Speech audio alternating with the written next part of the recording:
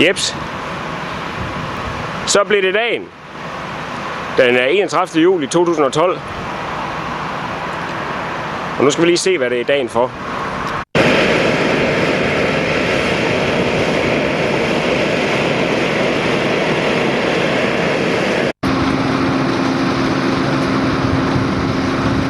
Ja, han har standset maskinen lige nu i dagens anledning.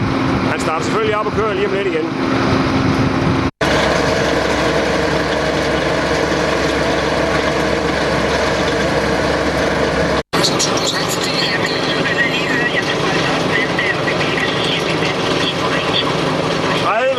Timer.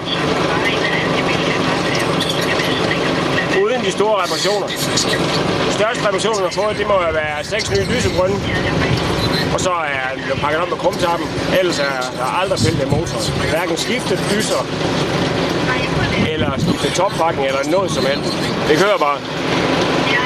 Få en ny vandpumpe, en ny generator, en ny starter og et par enkelte slanger. Fantastisk maskine.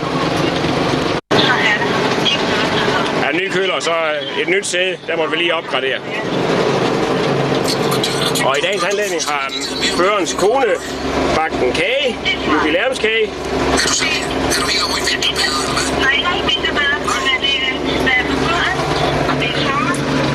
Og den stolte fører.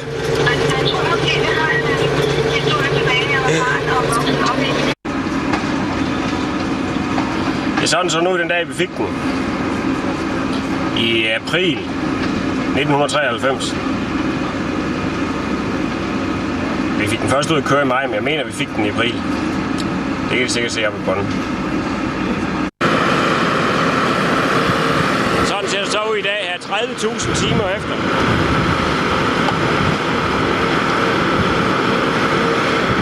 Og godt 19 år.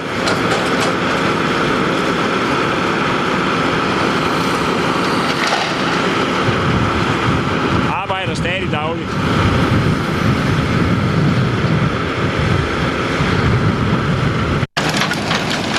Og Jan, der kører med den her, han har kørt med den siden 1999.